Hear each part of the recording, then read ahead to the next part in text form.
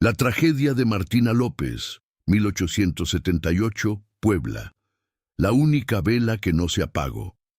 Bienvenido a este espacio donde la historia guarda silencio y los registros oficiales dejan más preguntas que respuestas.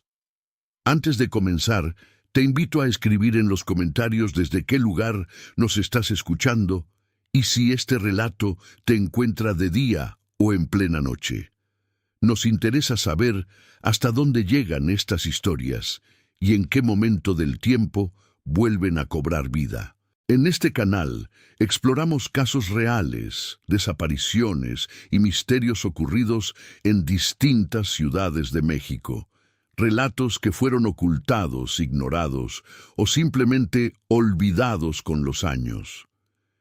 Si te atraen las historias oscuras basadas en hechos reales y quieres seguir descubriendo estos archivos silenciados, suscríbete al canal y activa la campana para no perderte ninguno de nuestros relatos.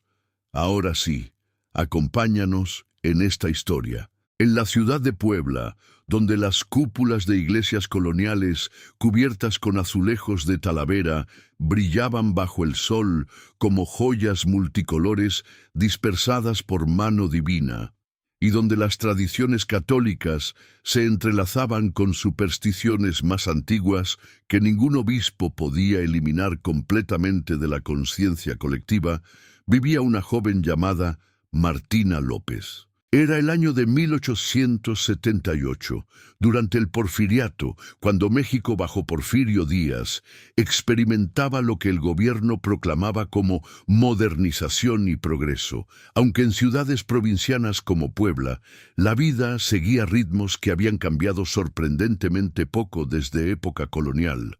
Ritmos dictados por calendario litúrgico de la Iglesia, por ciclos agrícolas de la tierra circundante, y por jerarquías sociales que habían sido establecidas durante siglos de dominación española.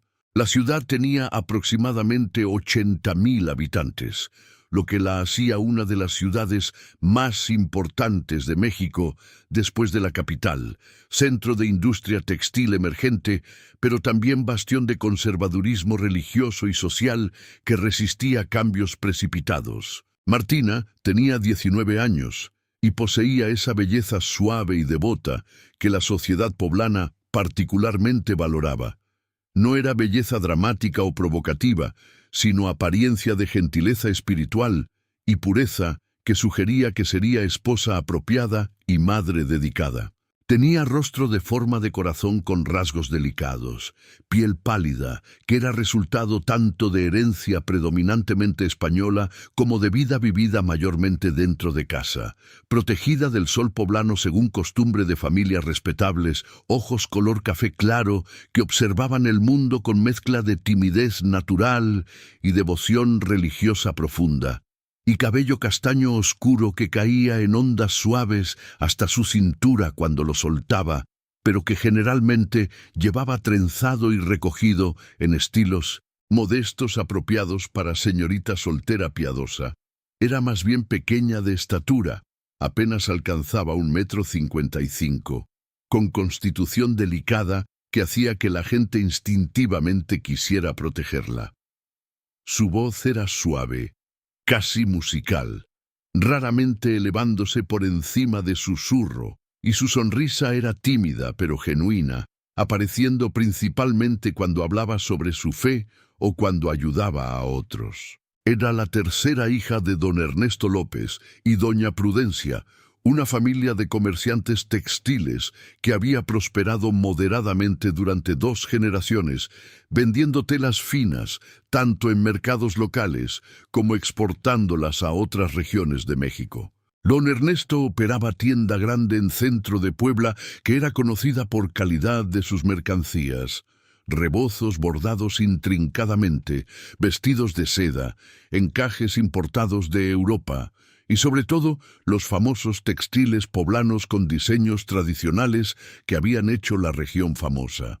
No era de las familias más ricas de Puebla, esas que poseían haciendas enormes o fábricas textiles completas, pero era definitivamente familia próspera de clase media alta, con casa de 2 plantas en barrio respetable, varios sirvientes y capacidad de proporcionar dotes sustanciales para sus 4 hijas. Doña Prudencia provenía de familia similar, comerciantes y artesanos que habían mantenido respetabilidad social durante generaciones a través de combinación de trabajo honesto y devoción católica ostentosa. Era mujer de piedad extraordinaria, asistiendo a misa diariamente, participando en todas las cofradías religiosas disponibles para mujeres de su clase, y criando a sus hijos con énfasis particular en importancia de fe católica como fundamento de vida moral. Martina, como hija más piadosa entre sus hermanas, había absorbido esta educación religiosa con fervor que iba más allá de simple cumplimiento de obligaciones sociales.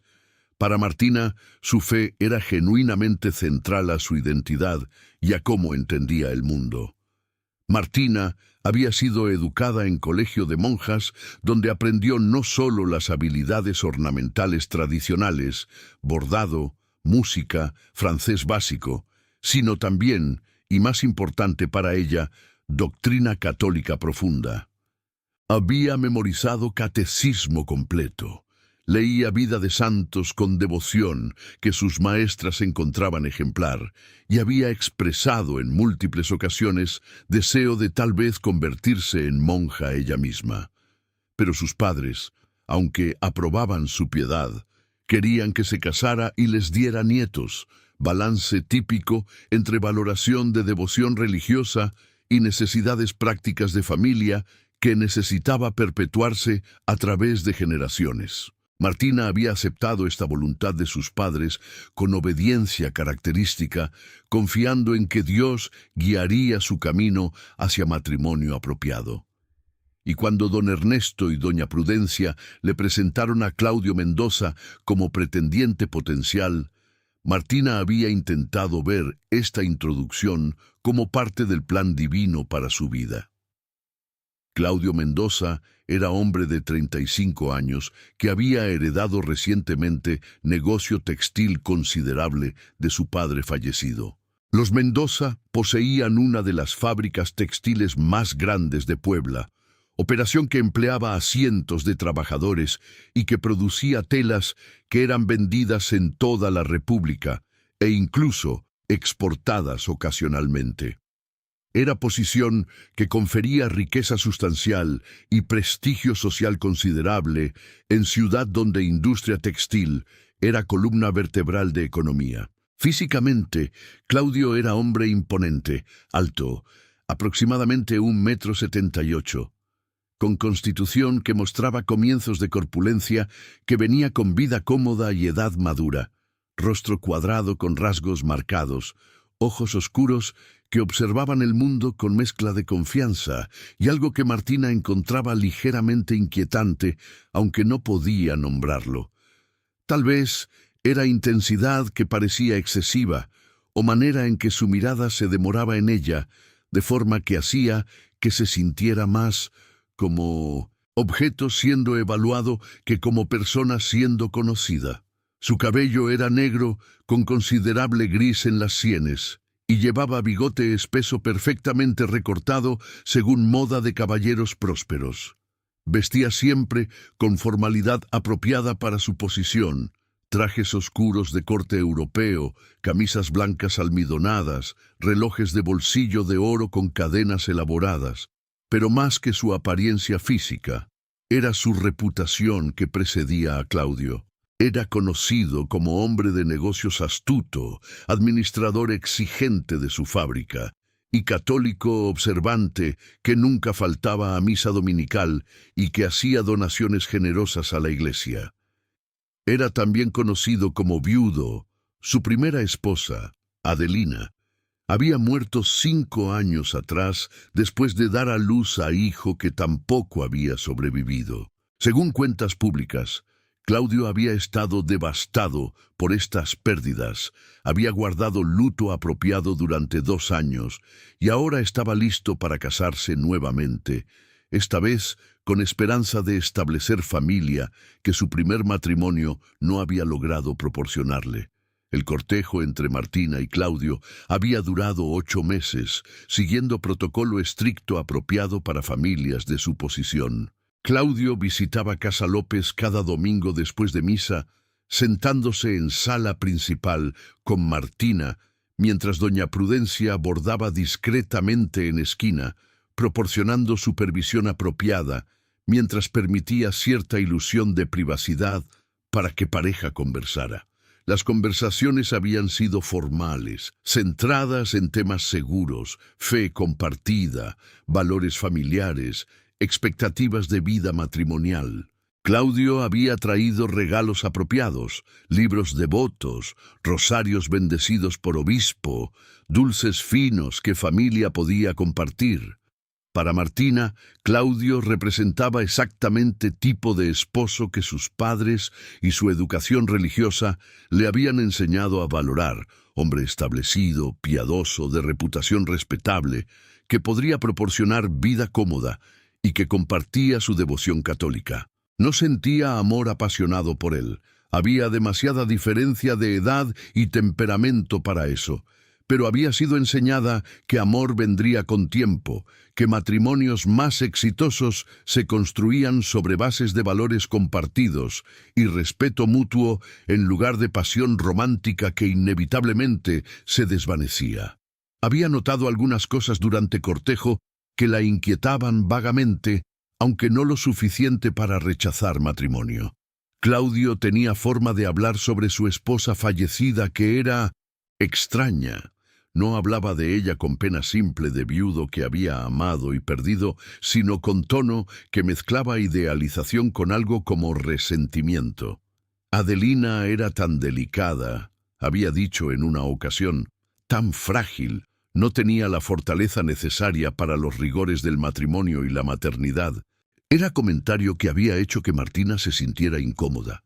¿Culpaba a Adelina por morir? ¿Por no ser suficientemente fuerte? Y había también intensidad en cómo Claudio hablaba sobre sus expectativas de matrimonio. Quería esposa que fuera perfectamente piadosa, que asistiera a misa no solo domingos, sino diariamente, que rezara rosario múltiples veces al día, que dedicara su vida completamente a Dios y a su esposo. En ese orden dejaba claro. Martina, que era genuinamente devota, había pensado que estas expectativas eran apropiadas, tal vez incluso admirables. Solo después sería claro que la piedad que Claudio valoraba no era devoción genuina, sino obediencia absoluta disfrazada de virtud religiosa. Cuando Claudio propuso formalmente, arrodillándose en sala de Casa López con ambas familias presentes, Martina había aceptado con mezcla de resignación piadosa y esperanza de que estaba cumpliendo voluntad de Dios para su vida. La boda fue fijada para el 2 de febrero de 1878, Día de la Candelaria, festividad que conmemoraba presentación de Jesús en templo, fecha considerada particularmente apropiada para matrimonios de parejas piadosas. La dote que familia López proporcionaría era sustancial, 12,000 pesos en efectivo más ajuar elaborado que incluía ropa de cama bordada a mano con hilos de oro, manteles de lino fino y juego completo de vestidos apropiados para diferentes ocasiones sociales que Martina enfrentaría como esposa de fabricante textil importante. Era inversión considerable que representaba años de planificación y ahorro, pero familia López consideraba que valía la pena para asegurar que su hija se estableciera con esposo de posición tan elevada como Claudio. Capítulo 1. La ceremonia y la vela. La ceremonia de boda se realizó en la Catedral de Puebla, ese edificio magnífico con sus torres gemelas y su interior decorado con pan de oro y mármol que era orgullo de la ciudad. 250 invitados llenaron los bancos, representación de lo mejor de sociedad poblana, familias de comerciantes prósperos, propietarios de fábricas, profesionales distinguidos y miembros del clero que habían sido invitados especialmente porque Claudio cultivaba cuidadosamente sus relaciones con la Iglesia. La catedral había sido decorada elaboradamente para ocasión. Miles de flores blancas cubriendo el altar, listones de seda colgando de las columnas y, sobre todo, velas, docenas de velas en candelabros altos que flanqueaban el pasillo central y que rodeaban el altar donde Martina y Claudio se pararían para intercambiar sus votos. Las velas eran de cera de abeja pura, consideradas las más apropiadas para ceremonias religiosas, y habían sido bendecidas especialmente por obispo. Martina caminó por el pasillo del brazo de su padre, consciente de cientos de ojos observándola, evaluando si era digna de convertirse en esposa de Claudio Mendoza. Su vestido era obra maestra de satén blanco y encajes de Bruselas, con velo de tul que había sido importado desde Francia específicamente para esta ocasión. Llevaba rosario de perlas que había sido regalo de Claudio, y en su corazón rezaba constantemente, pidiendo a la Virgen que la guiara en esta nueva fase de su vida. Claudio esperaba en el altar, impecable en su traje negro formal, sonriendo con lo que parecía ser satisfacción visible. Cuando Martina llegó a su lado y el sacerdote comenzó la ceremonia, ella notó algo que le pareció extraño, pero no inmediatamente alarmante. De las docenas de velas que habían sido encendidas para la ceremonia, muchas se habían apagado. No todas al mismo tiempo, sino gradualmente durante los primeros minutos de la ceremonia, como si corriente de aire estuviera soplando a través de la catedral. Esto no era inusual en sí. Las catedrales antiguas frecuentemente tenían corrientes de aire impredecibles que hacían difícil mantener velas encendidas. Los monaguillos se movían discretamente relighting las velas que se habían apagado. Pero había una vela, una sola vela en candelabro alto, colocado directamente frente a donde Martina estaba parada, que no solo permanecía encendida, sino que parecía arder con intensidad inusual. Su llama era más alta, más brillante que las otras velas, y no vacilaba o se movía con corrientes de aire que claramente afectaban las demás. Ardía derecha y constante, como si estuviera protegida por alguna fuerza invisible. Martina, siendo persona supersticiosa a pesar de, o tal vez debido a, su educación católica profunda, sintió escalofrío cuando notó esta vela. En cultura poblana, donde catolicismo oficial se mezclaba con creencias más antiguas sobre presagios y señales, vela que ardía de manera inusual durante ceremonia importante era considerada omen, aunque si era omen bueno o malo, dependía de circunstancias específicas. Vela que se negaba a apagarse podía significar bendición especial, pero también podía significar presencia de espíritu o fuerza que estaba observando, marcando, tal vez incluso reclamando persona hacia quien la llama estaba orientada. Martina intentó concentrarse en los votos que estaba intercambiando, en las palabras sagradas que la unirían a Claudio ante Dios y ante todos los testigos reunidos. Pero su mirada seguía siendo atraída de regreso a esa vela, ardiendo con intensidad que parecía casi sobrenatural en su constancia. Cuando la ceremonia llegó a su conclusión, cuando los anillos habían sido intercambiados, cuando el sacerdote los había declarado marido y mujer, cuando Claudio había levantado su velo para sellar su unión con beso, algo sucedió que hizo que murmullo de inquietud se extendiera por la congregación. Todas las otras velas en la catedral, todas las docenas que habían sido mantenidas encendidas con dificultad durante la ceremonia, se apagaron simultáneamente, como si alguien hubiera soplado sobre ellas todas al mismo tiempo. Pero la vela frente a Martina, esa sola vela que había ardido tan constantemente, continuaba ardiendo. Su llama ahora parecía aún más brillante en la penumbra repentina, iluminando el rostro de Martina con luz dorada que hacía que pareciera casi etérea, como figura en pintura religiosa. Hubo momento de silencio incómodo, luego actividad apresurada cuando monaguillos corrieron para relighting las velas. Pero el daño psicológico estaba hecho.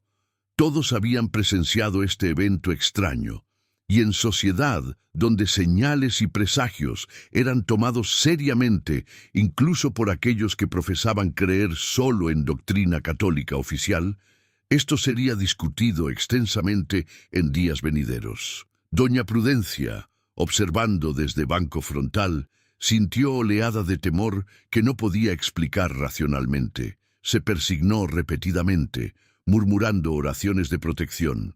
Don Ernesto, más pragmático, intentó descartar el evento como simple coincidencia, corriente de aire infortunadamente cronometrada.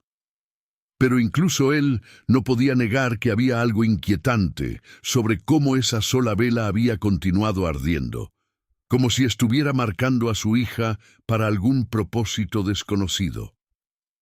Claudio, sin embargo, parecía no perturbado en absoluto por el incidente. De hecho, cuando Martina lo miró para ver su reacción, encontró expresión en su rostro que la confundió. Parecía casi satisfecho, como si este evento extraño fuera exactamente lo que había esperado o tal vez incluso planeado. Capítulo 2. La recepción y los primeros días. La recepción se realizó en la mansión Mendoza, construcción impresionante de 3 plantas con patios múltiples, salones elaboradamente decorados y espacio suficiente para acomodar a los 250 invitados cómodamente. La comida era abundante, el vino fluía generosamente y música de conjunto profesional llenaba el aire. Aparentemente era celebración perfecta de unión entre 2 familias respetables. Pero bajo superficie de festividad había tensión que aquellos más perceptivos podían detectar. Los invitados hablaban en grupos pequeños sobre el incidente de las velas, debatiendo su significado. Algunos argumentaban que era señal de bendición divina, que la vela que continuó ardiendo representaba protección especial de la Virgen sobre la novia. Otros eran menos optimistas, sugiriendo que era presagio de que algo no estaba bien con este matrimonio, que fuerzas invisibles estaban tratando de advertir a Martina. Martina intentó ignorar estos susurros, intentó concentrarse en su nuevo rol como esposa de Claudio, pero se sentía cada vez más incómoda a medida que recepción progresaba. Claudio era atento de manera que era casi sofocante. Mantenía su mano en su brazo constantemente, monitoreaba cada conversación que tenía, interrumpía cuando sentía que estaba hablando demasiado libremente con otros invitados. Era como si, ahora que la ceremonia había sido completada y ella era legalmente su esposa, él estaba afirmando su control sobre ella de maneras que no había mostrado durante cortejo. Cuando recepción finalmente terminó y los recién casados se retiraron a la habitación matrimonial que Claudio había preparado, Martina sintió mezcla de alivio de que día largo había terminado y aprensión sobre lo que vendría a continuación. La habitación era grande y elaboradamente decorada con muebles de caoba oscura, cortinas de terciopelo pesado y, sobre todo, Martina notó con sentimiento de inquietud creciente docenas de velas. Velas en candelabros sobre cada superficie, velas en nichos en las paredes, velas creando iluminación que era simultáneamente romántica y vagamente perturbadora en su exceso. «Me gustan las velas», explicó Claudio, notando su expresión. «Encuentro su luz más pura, más apropiada para ocasiones sagradas que luz eléctrica moderna que algunas casas ahora están instalando. Y esta noche es ocasión sagrada, la primera noche de nuestro matrimonio, cuando nos uniremos no solo ante Dios, sino también físicamente». Había algo en la forma en que dijo esto, la solemnidad excesiva, el énfasis en aspecto sagrado de lo que estaba por venir, que hizo que Martina se sintiera más incómoda en lugar de reconfortada, y a medida que noche progresaba, su incomodidad se profundizaría en algo más parecido a miedo. Los primeros días de vida matrimonial transcurrieron en ajuste que Martina encontraba cada vez más difícil. Claudio tenía expectativas específicas sobre cómo ella debía pasar cada momento de su día. Horarios estrictos para oraciones, rosario al amanecer, misa diaria a las 7, rosario nuevamente al mediodía, vísperas en la tarde, rosario final antes de dormir, para supervisión de sirvientes, para comidas que debían ser servidas en momentos exactos. No había espacio en este horario para actividades que Martina pudiera elegir. No había tiempo para leer por placer, para visitar amigas, incluso para sentarse tranquilamente con sus propios pensamientos. Y había obsesión de Claudio con velas. Insistía en que habitación matrimonial estuviera siempre iluminada por velas en lugar de lámparas de aceite más prácticas. Durante oraciones, requerían que docenas de velas fueran encendidas, creando atmósfera que era opresiva en lugar de devota. Y específicamente, esto Martina encontraba particularmente perturbador. Claudio había obtenido vela idéntica a la que había ardido tan extrañamente durante su ceremonia de boda. La mantenía en altar privado en su estudio, y Martina lo había sorprendido en múltiples ocasiones mirándola fijamente, murmurando oraciones o tal vez encantamientos. Era difícil distinguir cuál. Aproximadamente una semana después de boda, Martina comenzó a sentirse mal. Al principio eran síntomas vagos, fatiga que atribuyó a ajustes de vida matrimonial, dolores de cabeza que pensó eran resultado de horarios estrictos de oraciones de Claudio en habitaciones llenas de humo de velas. Pero rápidamente síntomas progresaron a algo más serio. Desarrolló fiebre, no fiebre alta que la dejaría postrada inmediatamente, sino fiebre baja persistente que hacía que se sintiera constantemente enferma, pero no lo suficientemente enferma para justificar llamar médico según estándares de época. Su apetito disminuyó, haciendo difícil comer incluso cuando sabía que debía. Experimentó náuseas frecuentes, especialmente en las mañanas. Y tenía también dolores sordos en sus articulaciones, dolores de cabeza que pulsaban detrás de sus ojos, dolores abdominales que venían en oleadas. Cuando mencionó estos síntomas a Claudio, su respuesta fue descartarlos como ajustes normales de mujer recién casada. «Tu cuerpo está adaptándose a nuevas demandas», le dijo. «Es completamente natural sentirte cansada, tener algunos malestares. Pasará con tiempo». Pero no pasaba. De hecho, empeoraba progresivamente. Capítulo 3. El deterioro. Durante segundo y tercer semana de matrimonio, condición de Martina continuó deteriorándose de maneras que ya no podían ser descartadas como simple ajuste. La fiebre persistía, su piel desarrolló tono amarillento enfermizo que sugería problemas hepáticos y comenzó a perder peso notablemente. Su rostro se hundía, sus vestidos comenzaban a colgarle flojamente. Doña Prudencia, visitando después de 2 semanas, quedó alarmada por apariencia de su hija. «Martina, te ves terrible», había dicho con preocupación maternal evidente. «¿Te ha visto médico?» Martina había admitido que no, que Claudio insistía en que sus síntomas eran menores y que mejorarían con tiempo. Doña Prudencia, normalmente respetuosa de autoridad marital, insistió en que médico fuera llamado inmediatamente. El doctor Galván, médico de familia que había atendido a familias López y Mendoza durante años, llegó esa tarde. Examinó a Martina cuidadosamente. Tomó su pulso, que era rápido y débil, observó sus ojos, que mostraban señales de ictericia, palpó su abdomen, que estaba hinchado y sensible. Preguntó sobre sus síntomas, sobre su dieta, sobre cualquier exposición a enfermedades. Su diagnóstico fue incierto. «Parece ser alguna forma de fiebre», había dicho, usando término general que cubría amplia variedad de enfermedades que Medicina de 1878 no entendía completamente. Podría ser tifoidea o tal vez alguna infección intestinal. Prescribiré quinina y reposo absoluto. Si no mejora en semana, necesitaremos considerar tratamientos más agresivos. Pero Martina no mejoró. Durante cuarta semana desarrolló síntomas nuevos y más alarmantes.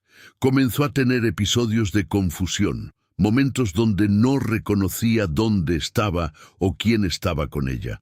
Su visión se volvió borrosa, haciendo difícil leer incluso las oraciones en su libro de devoción. Y desarrolló también temblores. Sus manos temblaban constantemente, haciendo imposible realizar tareas delicadas como bordado que siempre había disfrutado. Doctor Galván fue llamado nuevamente, y esta vez su preocupación era más pronunciada. «Esto no es fiebre ordinaria», había dicho después de examen más exhaustivo. «Hay algo más sucediendo, posiblemente envenenamiento de algún tipo, aunque no puedo identificar la fuente». ¿Ha comido algo inusual? ¿Ha sido expuesta a cualquier sustancia química? Fue doña Prudencia quien, buscando desesperadamente explicación para la enfermedad devastadora de su hija, recordó el incidente de las velas durante ceremonia de boda. La vela, había dicho repentinamente, la vela que continuó ardiendo solo frente a Martina. «Doctor, ¿es posible que Vela pudiera contener algo que la enfermó?» Era sugerencia que sonaba casi absurda. ¿Cómo podría Vela causar enfermedad?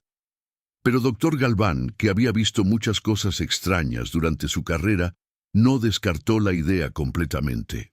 Si Vela fue tratada con alguna sustancia química, tal vez para hacer que ardiera más brillantemente o más constantemente, y si Martina fue expuesta a humos de esa sustancia durante período prolongado, sí, teóricamente podría causar envenenamiento. «¿Dónde está esa vela ahora?», preguntó doctor Galván. Pero nadie sabía. Las velas de la ceremonia habían sido descartadas después de boda, como era costumbre. Excepto, Martina recordó con esfuerzo a través de su niebla de enfermedad, excepto que Claudio había tomado una vela específicamente, la que había ardido tan extrañamente. La había traído a casa, la mantenía en su estudio. Doña Prudencia y doctor Galván demandaron ver esta vela. Claudio, confrontado con esta demanda, inicialmente se resistió, argumentando que era posesión personal sin relevancia para la enfermedad de Martina. Pero cuando don Ernesto también insistió, amenazando con involucrar a autoridades si Claudio no cooperaba, finalmente cedió. La vela fue traída de su estudio y entregada a doctor Galván para examen. Era vela de cera de abeja aparentemente ordinaria, aproximadamente 30 centímetros de altura, con cera de color crema pálido. Pero cuando doctor la examinó más de cerca, notó algo. Había tinte verdoso sutil en la cera, apenas perceptible, pero definitivamente presente. Y cuando olió la vela, detectó aroma que no era simplemente cera de abeja. Había nota metálica, química, que no debería estar allí. «Necesito llevar esto a químico para análisis apropiado», declaró doctor Galván. «Pero sospecho que esta vela contiene algo más que cera simple. Y si Martina ha estado expuesta a humos de esta vela regularmente». No necesitó terminar la frase. La implicación era clara. Si Vela contenía sustancia tóxica y si Martina había estado respirando sus humos durante semanas, eso podría explicar su enfermedad progresiva. Capítulo 4. El análisis y la verdad. El análisis químico de la vela, realizado por químico respetado en Puebla, reveló algo horrible.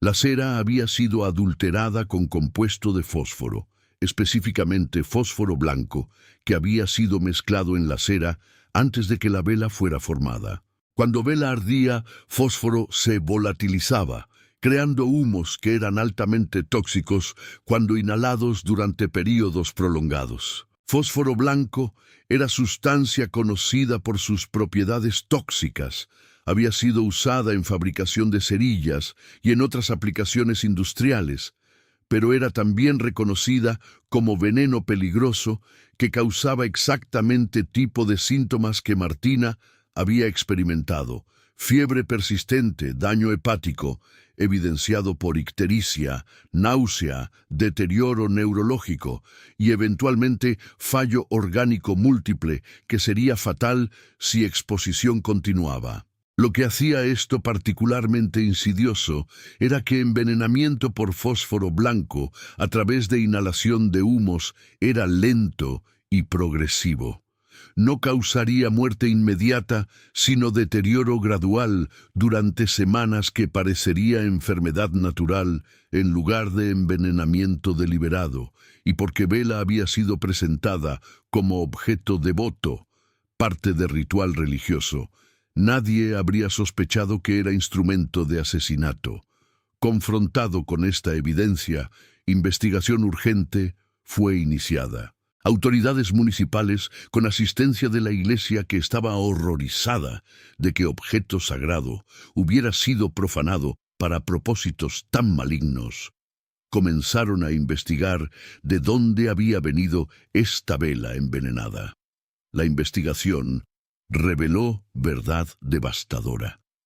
Claudio había comisionado la vela específicamente, pagando a artesano corrupto para crear vela que pareciera idéntica a velas ordinarias usadas en ceremonias, pero que contenía fósforo blanco mezclado en su cera. Había pagado también al sacristán de la catedral para asegurar que esta vela específica fuera colocada en posición directamente frente a donde Martina estaría parada durante ceremonia, y para asegurar que fuera encendida de manera que ardiera constantemente incluso cuando otras velas se apagaran.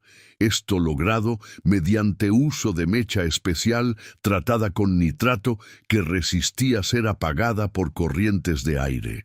El plan había sido brillantemente calculado. Durante ceremonia de boda, que duraba típicamente 1 hora o más, Martina estaría parada directamente frente a Bela envenenada, inhalando sus humos en ambiente cerrado de catedral. Luego, después de boda, Claudio mantendría a Bela en casa, encendiéndola regularmente en habitación matrimonial y en otros lugares donde Martina pasaba tiempo, asegurando exposición continua que intensificaría envenenamiento hasta que finalmente resultara en muerte. Y muerte de Martina parecería completamente natural. Médicos diagnosticarían fiebre o enfermedad del hígado, o alguna otra condición médica vaga que era común en época cuando medicina tenía comprensión limitada de muchas enfermedades. Claudio sería viudo, joven y rico, libre para heredar dote de Martina y eventualmente casarse nuevamente. ¿Pero por qué? ¿Por qué Claudio querría matar a esposa que acababa de casarse? La respuesta, cuando finalmente emergió, a través de investigación más profunda, era tan sórdida como método de asesinato. Claudio estaba profundamente endeudado. Había heredado no solo fábrica textil de su padre, sino también deudas masivas que padre había acumulado. Necesitaba capital desesperadamente para salvar su negocio de bancarrota. Dotes de esposas proporcionaban este capital, pero una vez que dinero era gastado, esposas se convertían en cargas financieras. Tenían que ser mantenidas apropiadamente según su posición social, lo cual era costoso. Su primera esposa, Adelina, no había muerto en parto como historia oficial afirmaba. Había sido envenenada mediante método diferente pero con mismo motivo. Y ahora Claudio había intentado repetir el patrón con Martina. Si hubiera tenido éxito, habría heredado su dote, usado ese capital para estabilizar temporalmente sus finanzas, y luego, cuando ese dinero también se agotara, habría buscado tercera esposa para sacrificar en su altar de codicia. Capítulo 5. El juicio y la ejecución. Claudio Mendoza fue arrestado y acusado de intento de asesinato de Martina y asesinato de Adelina, cuyo cuerpo fue exhumado y encontrado contener niveles detectables de arsénico. El juicio fue sensación que capturó atención de toda Puebla y más allá, caso que combinaba elementos de religión profanada, asesinato calculado disfrazado de piedad y uso de objeto sagrado como arma. Testimonios durante juicio revelaron más detalles perturbadores. El artesano que había creado vela envenenada testificó que Claudio le había pagado cantidad sustancial, 500 pesos, fortuna para artesano modesto, para crear vela que ardiera con brillo especial y que nunca se apagara durante ceremonia importante. Artesano admitió que había usado fósforo blanco para lograr este efecto, pero insistió que no sabía qué intención era envenenar a alguien.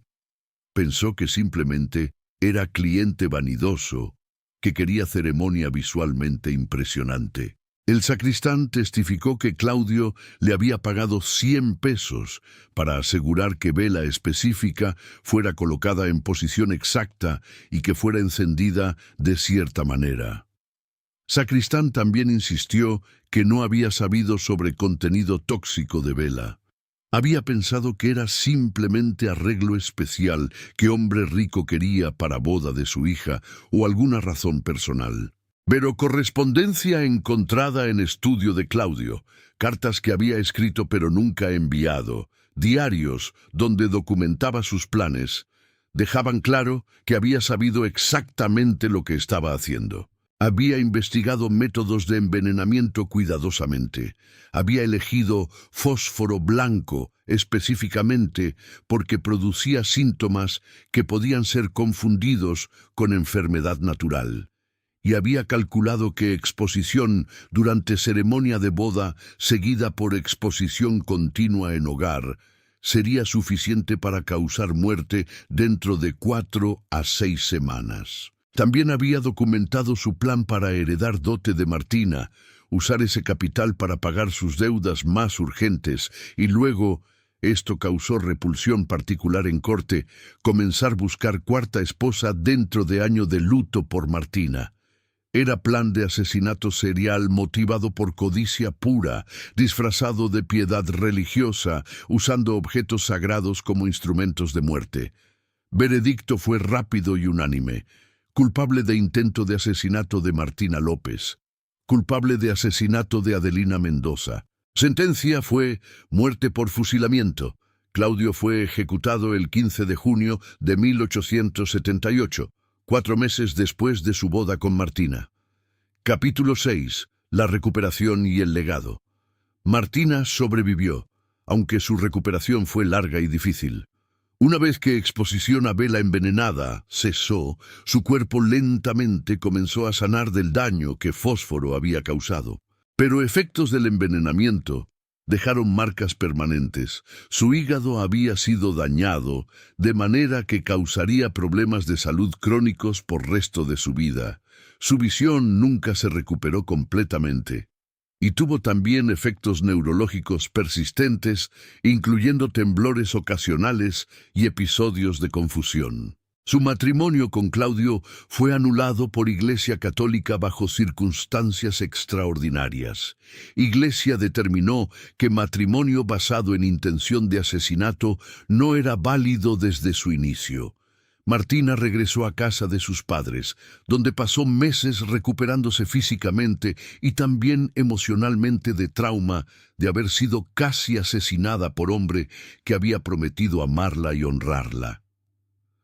La experiencia cambió a Martina profundamente. Su fe católica, que había sido centro de su identidad, fue severamente sacudida. No perdió su fe en Dios, pero perdió su confianza ingenua en que piedad ostentosa era indicador confiable de carácter moral. Había visto cómo Claudio había usado lenguaje de devoción, símbolos de fe y objetos sagrados para disfrazar maldad pura. Y había aprendido lección terrible sobre cómo apariencias de respetabilidad religiosa podían ocultar intenciones asesinas. Durante años siguientes, Martina se convirtió en voz de advertencia para otras mujeres jóvenes en Puebla. Hablaba en reuniones de mujeres, en retiros religiosos, en cualquier foro donde pudiera compartir su historia. Su mensaje era simple pero radical para época.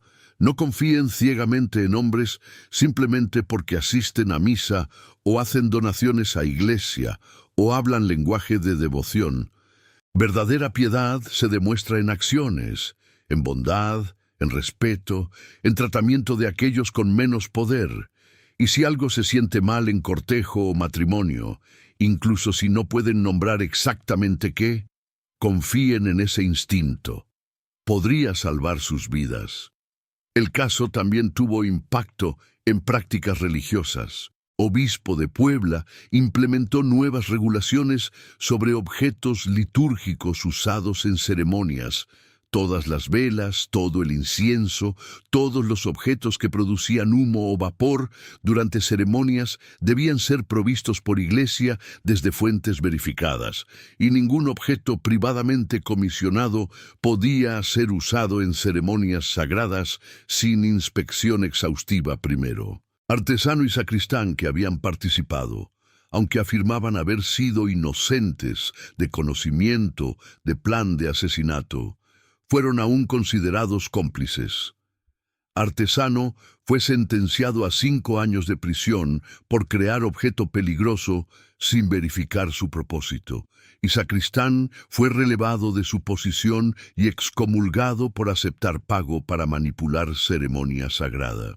La vela envenenada fue preservada como evidencia en caso, luego eventualmente donada a Museo de Historia Criminal, donde permanece hoy, pequeño cilindro de cera que representa peligros de confiar en apariencias de piedad sin examinar carácter real detrás de ellas. Martina nunca se volvió a casar. Vivió hasta 1940, alcanzando edad notable de 81 años.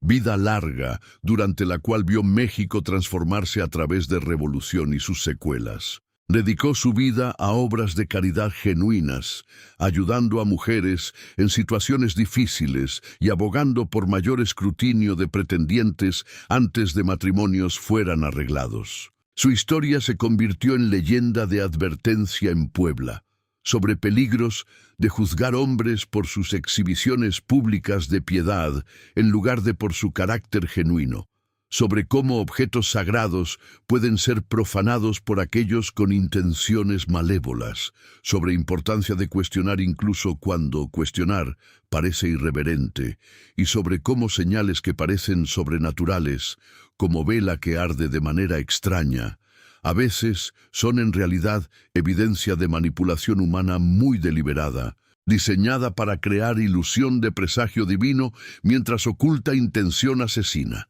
Si esta perturbadora historia de Martina López te ha impactado y quieres conocer más casos reales de asesinatos disfrazados de piedad, objetos sagrados profanados para propósitos malignos y mujeres que sobrevivieron por prestar atención a señales de advertencia en México y América Latina del siglo XIX, te invito a que des like, te suscribas al canal y actives las notificaciones.